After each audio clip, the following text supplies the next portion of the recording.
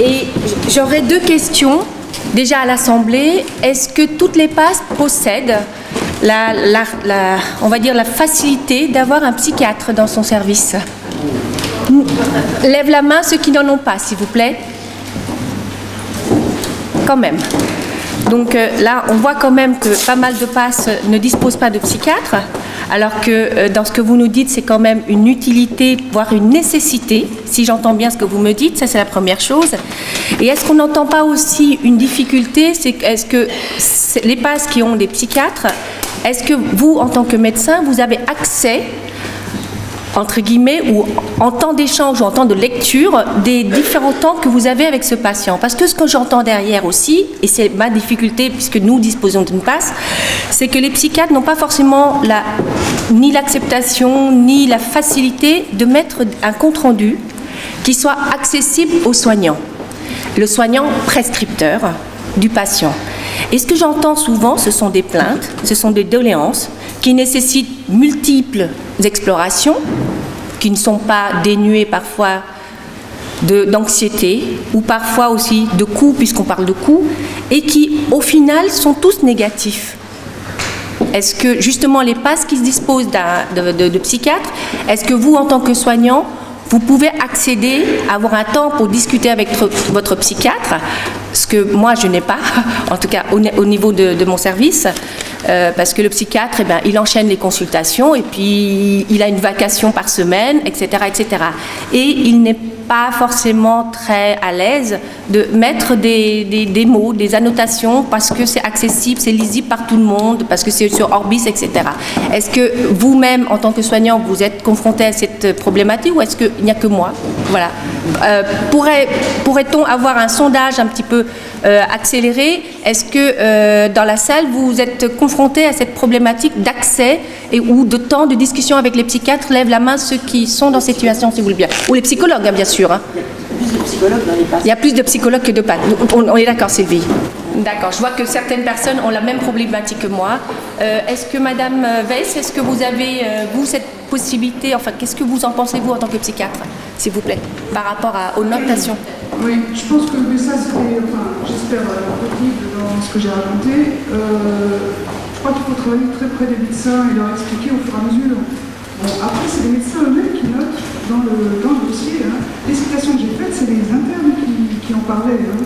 Oui, donc vous avez un temps d'échange dédié avec votre équipe? Non, c'est un travail en commun. Ah oui, c'est dans le couloir, entre deux trucs, vous, non? Dans le couloir, c'est dans la consultation. Dans la consultation, vous avez votre interne, enfin votre médecin qui est avec vous lors de la consultation? Ou plutôt le contraire, le psychiatre est avec le médecin. Quel luxe! Pas forcément.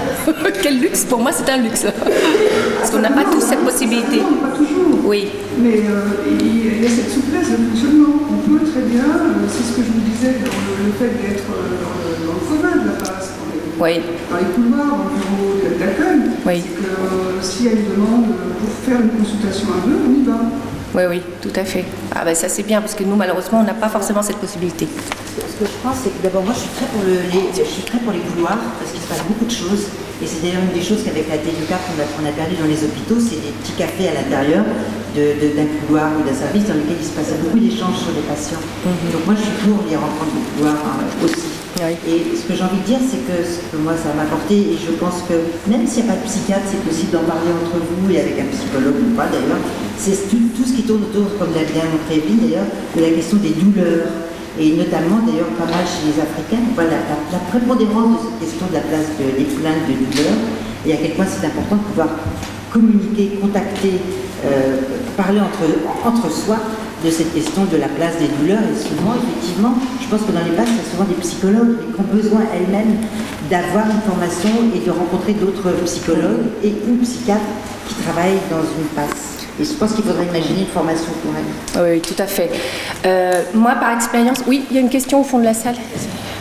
Par expérience, juste pour dire, notre psychologue qui est recrutée à mi-temps, vous connaissez Sylvie parce que justement je lui ai donné vos coordonnées parce qu'elle était en souffrance par rapport à la prise en charge de ses patients qui ont des parcours très difficiles et qui nécessitent énormément de consultations. Sauf que sur le temps dédié, eh bien, c'est très vite embolisé. Et passer la main à l'extérieur, comme on dit entre guillemets, de ses patients, c'est très difficile pour la psychologue parce qu'elle avait déjà entamé un travail avec son patient. Donc c'est quelque chose qui est vraiment une vraie problématique au niveau des passes. C'est le professionnel, le temps dédié et en tant que psychologue, avoir entamé un travail et puis de dire au bout de 3 mois, il va falloir que je vous mette en CMP. Et les CMP aussi, c'est pareil, les circuits sont assez embolisés aussi. Et lorsque le patient il est un petit peu, je dirais, hébergé à droite à gauche, eh ben, il échappe au circuit de prise en charge. Oui, il y avait une question, je crois, au fond de la salle. Je voulais faire d'abord une remarque et je me présente. Je suis Dr Bach, je suis le référent de la passe pédiatrique à Nice. Et donc à Nice, on a, la chance c'est pas le mot, on a une équipe de psychotrauma qui est en place maintenant depuis 2016, avec lequel on travaille sur l'accueil de nos familles et des enfants. Moi, j'ai des consultations de passe dédiées aux enfants. Et donc on a mis en place un repère un peu systématique du psychotrauma chez ces enfants pour pouvoir adresser en consultation réglée et avec une évaluation beaucoup plus importante les problématiques de ces enfants au niveau de leur vécu psychologique. Le problème que nous on rencontre, c'est que comme on gère des familles, il y a des adultes qui sont avec les enfants, les parents ou d'autres accompagnants. Et notre grande difficulté, c'est notre relation avec la passe adulte, parce qu'on n'est pas dans le même site, on n'est pas dans le même hôpital, et ça pose de vrais problèmes lorsqu'on a besoin des psychiatres d'adultes pour gérer les parents, et donc il faut qu'on invente, il faut que les passes travaillent ensemble, adultes, enfants. Je profite de cette occasion pour insister sur ce sujet-là, qui est un sujet très important parce qu'on oublie qu'on a beaucoup d'enfants qui sont migrants et il faut les prendre en charge dans leur globalité. Merci. Merci pour votre témoignage. Et éventuellement, puisqu'on a des psychiatres ou des psychologues, est-ce que vous avez d'autres techniques que le MDR pour faire travailler vos patients? Ou alors c'est vraiment du... Non, c'est le classique. Justement, il y a pas de MDR. Je ne sais pas si... Je parle d'autres techniques. Hein. Ça peut être de l'art-thérapie quand vous introduisez dans certaines structures. Oui, c'est compliqué. C'est vrai que c'est très compliqué. On avait fait cette expérience d'art-thérapie à la polyclinique de Saint-Antoine. Ça a duré 1 an, mais on avait la chance d'avoir une psychologue qui était très novatrice en concept et qui avait une stagiaire, etc. Et ça a été très apprécié des patients. Et malheureusement, ça n'a pas pu se poursuivre parce que parfois, l'art-thérapie peut être interprétée comme étant un petit jeu de récréation où les adultes sont là pour faire des dessins. Alors c'était un peu compliqué pour faire apparaître ça dans le système de soins, mais nous avions soutenu notre psychologue à l'époque qui avait fait ce travail-là. Et en fait, ces patients qui ne pouvaient pas s'exprimer par la voie classique d'un entretien psychologue, parce que voilà, c'était pas évident ni psychiatrique, hein, de parler à un tiers qui va lire dans ma tête, etc. Ou alors qui aussi avait dit que oh, j'en ai déjà vu des tonnes, qu'est-ce que ça peut faire? Je n'ai plus rien à dire aujourd'hui. Or, installés à ces ateliers, ils se sont énormément exprimés. Et lorsque cet atelier s'est arrêté, on a eu ces patients qui continuent d'être suivis chez nous, parce que malheureusement, là, c'est pas parce qu'ils sont suivis pendant 1 an, voire 2 ans sur le territoire, qu'ils ont forcément la possibilité d'être en vie, suivis en ville, comme on dit. Eh bien, à ce jour, ils nous disent toujours, mais quand est-ce que vous allez remettre en place cette activité? C'est ce que je pense. L'intérêt de ne pas être totalement dans la demande de détails. Complètement. Juste pour conclure peut-être, et pour montrer à quel point la psychiatrie n'est pas une science exacte, en écoutant les gens parler de service de pédopsychiatrie il n'y a pas très longtemps à Bobigny, en rencontrant d'autres personnes concernées par les questions du psychotrauma, moi qui suis psychiatre de formation analytique, eh bien j'ai été formée au MDR. Et comme j'ai une clinique très variée, à la fois avec de grands anorexiques, à la fois de mon cabinet et aussi en passe, j'ai envie de dire qu'il ne faut pas formuler comme ça un avis si tranché. Je pense que tout est une question d'indication et que le MDR, comme d'autres techniques, comme ce que vous avez dit sur la question de la place du corps, restent des vecteurs et des modalités de travail tout à fait riches et liées aussi à la personnalité de chacun des cliniciens qui peuvent travailler. Et j'insiste encore sur la formation, sur la nécessité de travailler avec des psychologues qui sont quand même très nombreux sur les passes. Voilà. Ah, une question. Le micro arrive. puis encore une ou deux questions et puis on enchaînera sur la suite. On fera de toute façon une discussion globale en fin de matinée. Non, juste une expérience à partager, c'est-à-dire que Faites-en une fois. Isabelle Roustan, médecin à la base de Mondor à Créteil. Juste une expérience à partager. Il y a un certain nombre d'associations qui s'occupent des femmes victimes de violences et un certain nombre de ces associations accueillent et acceptent d'accueillir des personnes d'origine, enfin des personnes migrantes. Et du coup, moi, c'est vrai que c'est une grosse ressource pour moi au niveau des psychologues, parce que je n'ai pas de psychologue au niveau de la passe. Et du coup, je les envoie vers ces associations. Hein. Les adresses de ces associations sont sur un site national violencefemmes.gouv.fr. Et là, effectivement, il y a une carte de France avec un certain nombre d'associations. Adressez-vous éventuellement à elles. Il y en a un certain nombre qui sont vraiment très précieuses pour le suivi de ces personnes. Tout à fait. À Saint-Antoine, on a justement un médecin qui est spécialisé dans la prise en charge de la femme et violence. Et en fait, ces consultations sont bondées, quoi. Parce que c'est un relais aussi, en effet, si on a la possibilité de monter ce genre de consultation. Une dernière question. On va donner droit à une dernière question, si vous voulez bien, pour pouvoir rester dans l'heure et ne pas avoir Jackie et son horloge.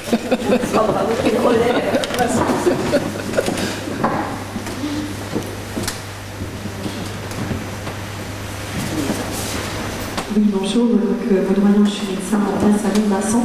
Je pense que, à mon sens, on a vraiment touché du doigt une des problématiques principales. On parlait d'adaptabilité.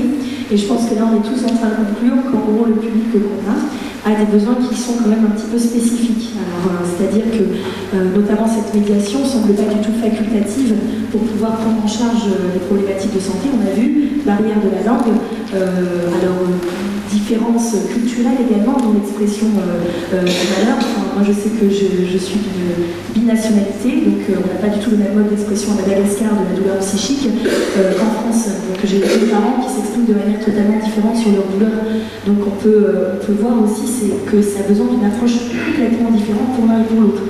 Et ma question, c'est de savoir si aujourd'hui les psychiatres et les psychologues qui interviennent dans le milieu hospitalier, et de par la culture soignante qu'on a dans notre formation, dans nos écoles de médecine et de psychiatrie, est-ce qu'aujourd'hui, il y a cette flexibilité dans les approches qu'ils peuvent proposer justement en passe? Alors moi je vois notamment, j'ai des grandes difficultés de communication avec la maison des adolescents, avec laquelle on travaille pour nos mineurs non accompagnés, et malheureusement j'ai une réponse totalement négative de nos psychiatres qui nous ont répondu qu'ils n'étaient pas du tout formés à prendre en charge ces populations. Et donc j'ai eu un refus catégorique d'intervention auprès de ces populations en disant que ce fait des populations passent.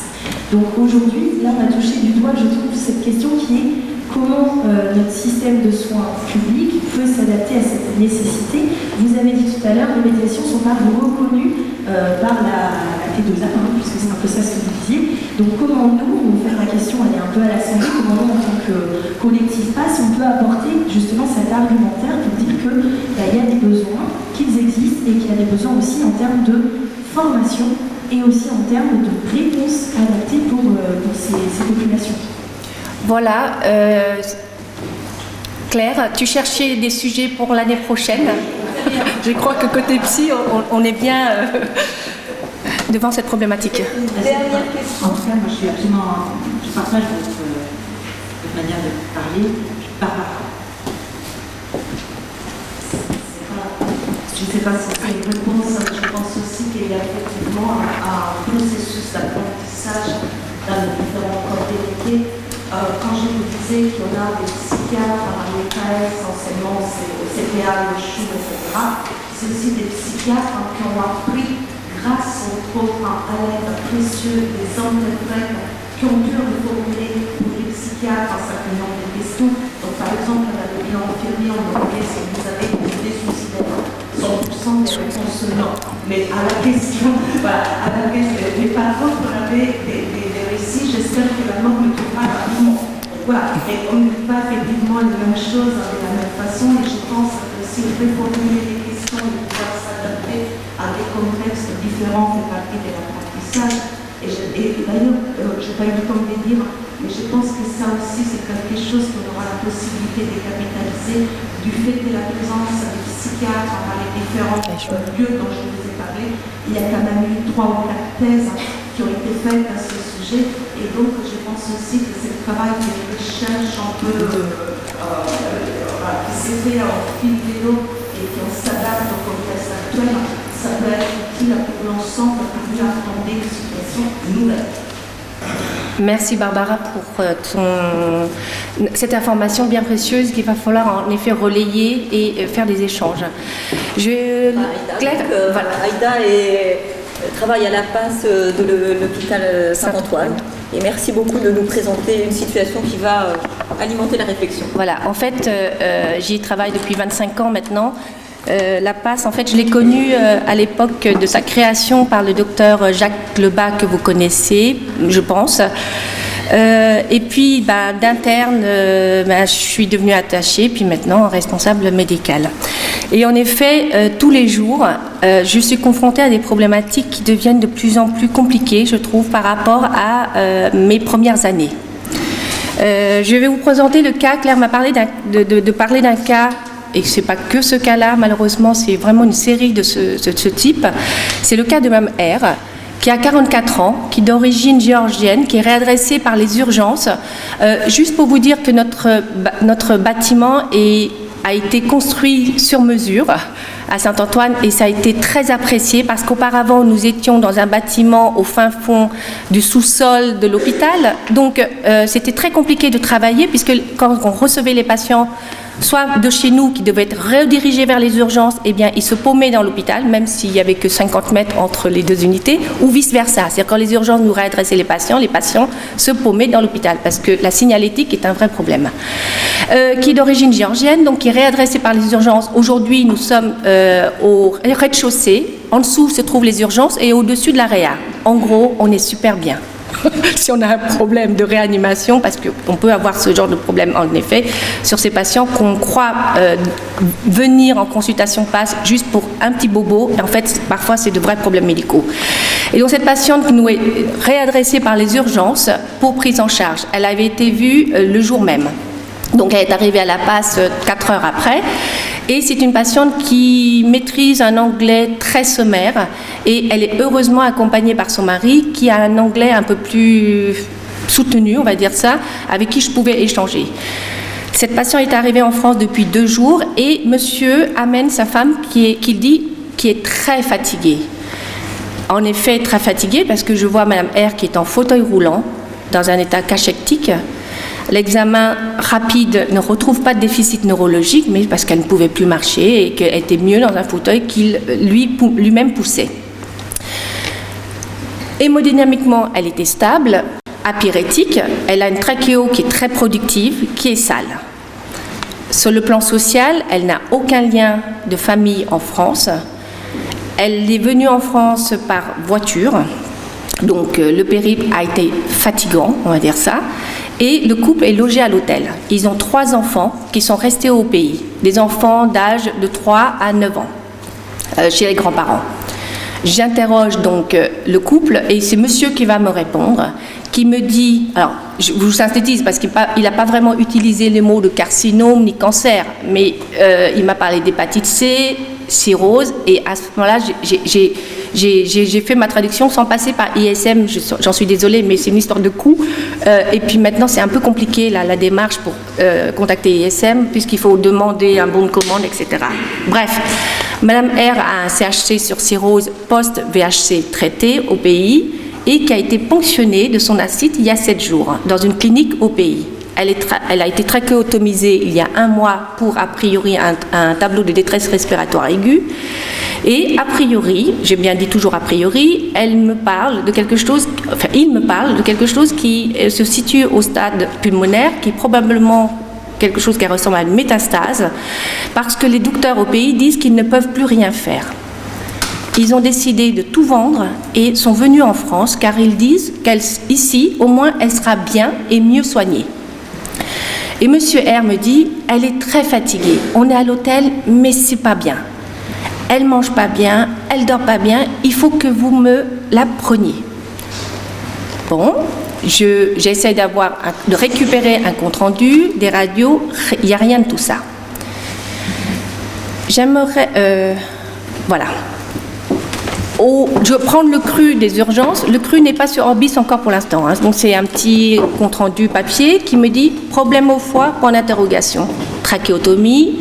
On tombe d'accord sur l'examen médico-social. Et conclusion des urgences, arrivée récente, ne parle pas français, à diriger sur la polyclinique. Bon, voilà. Donc je prends le mari, je réinterroge, comme je vous ai dit, la cohérence des données me semble plutôt correcte. Donc je ne vais pas plus loin, je me dis, j'ai pas besoin d'interprète. Et là, je me pose des questions. Est-ce que je vais faire des examens biologiques? Est-ce que je vais faire des radios? Alors, si vous voulez bien, je ne voudrais pas que ça soit un truc descendant.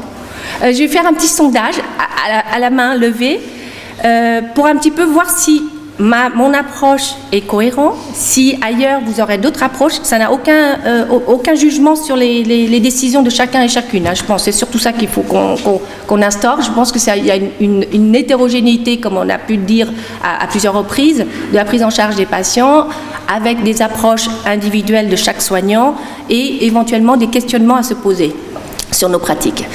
Voilà. Est-ce que vous tous, quand vous êtes avec ce patient qui est bien hémodynamiquement, il est 15h30 quand je l'ai pris en charge, est-ce que vous allez effectuer tout de suite des examens bio et l'envoyer en radio? Pourrais-je avoir des mains levées pour ceux qui vont faire tout de suite, parce qu'on est dans un CHU, on a la possibilité en effet d'avoir un plateau technique et des infirmières, il est 15h30, est-ce que certaines personnes vont prescrire tout de suite quelques examens et une radio ou une écho? Dans la salle, oui, donc il y a des personnes qui vont donc en effet agir tout de suite. Pour ma part, je ne l'ai pas fait parce que il est 15h30 et je me suis dit, même si je sollicite un personnel qui est là, ce personnel est souvent surchargé de travail et malgré leur sympathie envers moi, j'ai parfois des réactions, on va dire, un petit peu difficiles à vivre. D'autant plus, il faut savoir qu'aux urgences, ils n'ont fait aucun examen. Hein. Et sur le plan radio, c'est pareil, je me suis dit, ça va m'avancer à quoi? Aujourd'hui, je ne suis pas dans l'urgence, je vais peut-être devoir le programmer. Donc je dis au patient, bon, ok, je vais vous faire des examens et des radios, mais ce ne sera pas aujourd'hui, ce sera à faire demain. Ça, c'était la première partie de l'histoire. Et là, je pose quand même quelques petites questions. Voilà, monsieur, qu'est-ce que vous attendez de l'hôpital? Et il me dit que vous gardiez ma femme, parce qu'elle n'est pas bien, elle ne veut pas retourner à l'hôtel. Moi, je suis inquiet, je voudrais que vous la preniez en hospitalisation. Bien, je pose la question à la maman, et elle me dit, moi, je veux mes enfants. Bon, d'accord. Et je lui dis, et pour votre santé, qu'est-ce qu'on fait? Et là, le mari répond à sa place, parce que la dame ne répondait pas. Il me dit, je sais qu'ici, vous allez guérir ma femme, je sais que vous avez tous les meilleurs traitements du monde, je veux que vous nous aidiez, parce que ma femme, elle a 3 enfants, et moi, je ne peux pas élever seule nos enfants. Il faut la guérir. Bien. La femme ne dit rien, elle regarde ses genoux, c'est tout ce qu'elle a fait pendant toute la séance. Alors là, se poser la deuxième question, donc si j'ai bien compris, vous avez fait des examens, est-ce que parmi vous, qui sont ceux qui vont hospitaliser cette patiente? En sachant qu'à Saint-Antoine, on est dans un CHU, on a plutôt un bon partenariat avec les différents services. Et en effet, les différents services ne sont absolument pas récalcitrants à prendre en charge en hospitalisation lorsque nous posons l'indication d'une hospitalisation dans le service. Souvent, il est vrai que lorsque l'interne est en hésitation, il passe avec un senior et on rediscute le cas d'une hospitalisation parce que, mine de rien, c'est un coût derrière et il faut qu'une hospitalisation aboutisse à quelque chose. Donc, c'est une procédure qu'on a mis en place pour ne pas avoir des hospitalisations, on va dire, non justifiées. Est-ce que dans la salle, il y aura des personnes qui vont vouloir hospitaliser cette patiente? Ah, quelques petits doigts. Donc, a priori, j'ai pas eu peu. Donc, c'est pas trop mal. Mais j'aurais peut-être pas dû dire que ça a un coût derrière. Mais bon, c'est pas grave. Pardon? Exactement. Il est vrai que lorsque une patiente est dans la Sécu, quoique moi je réfléchis peut-être un peu plus, même quand elle a la Sécu, je n'hospitalise pas forcément. Mais bon, après c'est une autre approche. Et donc là, je lui ai dit, écoutez, on va faire l'ambulatoire si vous voulez bien. On était un mercredi. Donc c'est plutôt faisable. C'est vrai que si j'étais un vendredi, j'aurais peut-être été en difficulté à prendre cette décision. Donc on est un mercredi, donc j'ai dit on va faire tout ça en ambulatoire, je ne vais pas vous faire les examens en urgence. Et là, bien sûr, le patient me dit je veux un scanner. Je dis le scanner de toute façon ce ne sera pas en urgence, donc je lui explique quelles sont les situations dans lesquelles on peut faire un scanner en urgence. Donc vous imaginez avec mon anglais qui est plutôt sommaire aussi, j'essaie d'être assez convaincant pour lui faire comprendre tout ça. Et je lui dis je ne vous fais rien de tout ça en urgence, par contre je vous promets on va pouvoir le faire en ambulatoire, même si vous n'avez pas la sécurité sociale, je vous fais faire certains examens. Il est vrai que j'ai fait une sélection des examens, parce que bon, moi, cocher sur la liste de tous les examens, je peux le faire aussi, mais j'en vois pas forcément l'intérêt. Donc, je me suis limitée à un bilan basique avec une biologie, bien sûr hépatique, etc., NUM, plaquettes, etc., et une écho-abdo et une radiothorax. J'ai pas accédé à la demande de scanner parce que voilà, je me suis dit, on verra ça en deuxième temps. Elle voit l'assistante sociale qui lui dit, de toute façon, cette dame, je ne peux rien faire, c'est soit l'hôtel, soit le 115. Ce que je rapporte à la patiente. Les réactions du patient, ce sont des pleurs. Le pleur de la patiente, pleurs du mari, où il me dit, il faut absolument qu'elle se repose. S'il vous plaît, ayez pitié de nous. Je vous assure que ce n'est pas évident en tant que soignant. Quand vous entendez ces demandes et que vous vous dites, j'ai le pouvoir de hospitaliser, parce qu'après tout, c'est possible, mais je vais opposer à une réponse négative. Et je maintiens ma ligne en lui disant, écoutez, monsieur, ici, c'est un hôpital. Malheureusement, ce n'est pas un hôtel. Je n'ai pas la possibilité de vous donner un logement. Par contre, j'ai la possibilité de vous faire des examens pour savoir où on va. Et je vais pouvoir peut-être, j'ai bien dit peut-être, vous aider au mieux, en tout cas aider votre femme au mieux. Par contre, en attendant, si vous avez de la fièvre ou si votre femme vomit, au passage, elle ne vomissait pas, revenez, passez par les urgences et je donne les informations. C'est ouvert 24/24, 7 jours sur 7. Et là, en sortant du box, en pleurs, et l'interne qui me regarde effarée, parce que l'interne avait vu le patient auparavant et est venu me dire, je ne sais pas quoi faire, je pense qu'il faut qu'on l'hospitalise. Et elle entend le patient me dire, vous êtes une cruelle, ma femme va mourir et ce sera à cause de vous. Bien. Je l'accompagne quand même jusqu'à l'accueil et nous mettons le rendez-vous pour le lendemain, pour la prise de sang, etc. Et comme tout soignant, je pense qu'on est tous confrontés à cette problématique. Elle n'est pas venue au rendez-vous, ni en consultation, ni aux examens. Et là, je pense que tous soignants que nous sommes, on se dit, mince, est-ce qu'elle est morte entre-temps? Est-ce qu'on a pris la bonne décision? Est-ce que le patient a bien compris? En tout cas, je pense que je n'ai pas besoin d'interroger la salle parce que tout le monde pense un peu ce genre de choses. Et en fait, 5 jours après, enfin, c'est pas 5 jours après, mais je reçois un compte-rendu d'un CHU voisin, pas très loin, à 2 km de chez nous, qui m'apprend qu'elle était hospitalisée après avoir été aux urgences pour fièvre. Et là, j'étais soulagée en me disant, au moins, j'ai été comprise. Et on révèle une infection à germe BMR, donc hospitalisation en chambre seule, avec toute la problématique des infections à BMR que vous connaissez. Pour ceux qui ne connaissent pas, BMR, ça veut dire bactéries multirésistantes. Et souvent, ces patients qui ont en effet un cathé ou quelque chose posé à l'étranger avec un état d'immunodépression, ce type de germe génère énormément de difficultés de prise en charge médicale parce qu'il faut un isolement pour éviter les infections nosocomiales. Et puis la batterie des antibiotiques possible, eh bien, elle est très coûteuse, elle est forcément hospitalière parce qu'en ville ce sera compliqué, etc. Et je vois un compte-rendu long de 3 pages avec tous les examens possibles. Bref, tout confirme dans le sens de ce qu'on avait fait à l'anamnèse. Et c'est comme ça que tous les 15 jours, 3 semaines, je reçois des comptes-rendus qui me raconte que la patiente sort 3 jours et revient hospitalisée pour ponction d'acide, etc., infection, etc. Bien sûr, l'infection BMR n'a jamais été résolue. Et ça a été plutôt des traitements symptomatiques. Et souvent, à fin de compte-rendu, nous disons à la patiente de revenir sur Saint-Antoine pour la suite de la prise en charge, ce que la patiente n'a jamais fait en fait. Et je vois aussi en filigrane dégradation des conditions d'hébergement. Le monsieur se retrouve en situation de sans domicile. La femme est hospitalisée, mais monsieur est à la rue puisqu'il n'était plus dans la possibilité de payer son hôtel. Il n'y avait pas de lit infirmier non plus mis en place. Donc la femme était quasiment hospitalisée avec des sorties de 48 heures, retour par la case des hospitalisations. Et je vois quand même, se discute tentative de chirurgie sur thrombose portale, peut-être embolisation de masse tumorale, passage en RCP, etc. Et je me suis dit, mon Dieu, mais où est-ce qu'ils vont aller? Est-ce qu'à un moment, ils ont posé la question, à savoir, Madame, que souhaitez-vous?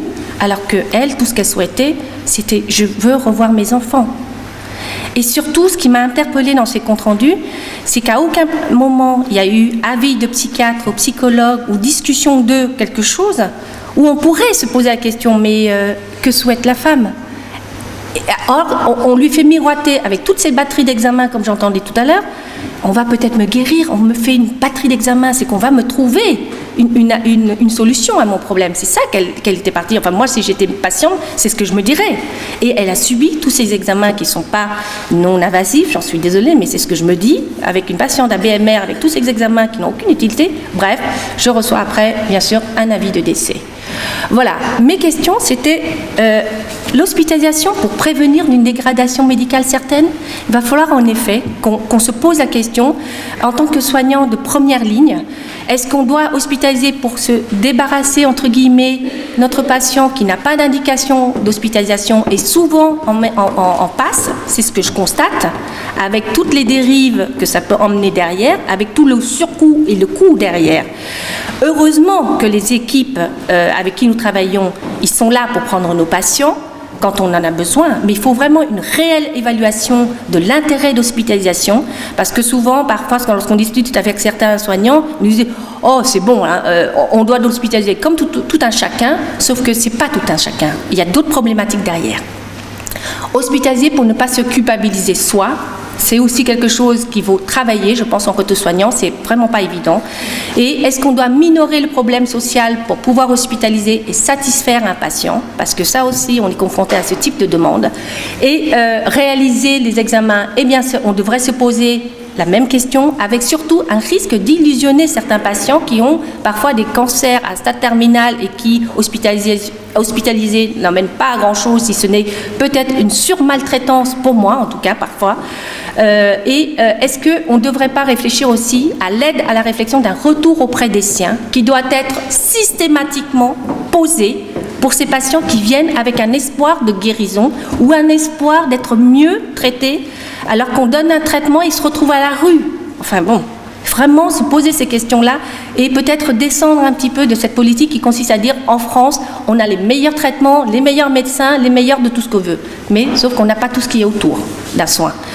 Et enfin, un juste soin, ce ne serait-il pas un soin équilibré entre le rationnel et l'émotionnel? Il est évident que si on part uniquement sur la voie rationnelle, on devient presque des robots et c'est peut-être pas forcément quelque chose de bien.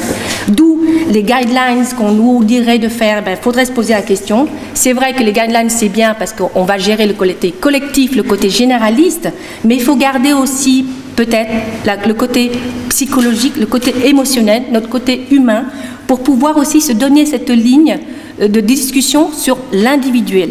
Et l'individuel, je pense que si on ne veut pas projeter notre peur ou nos peurs ou notre passé, c'est de pouvoir le faire en RCP, intrapass si c'est possible, interpass ce serait encore mieux parce que toutes les passes ne sont pas dotées de ces moyens-là, pour pouvoir bien prendre en charge notre individu dans la collectivité.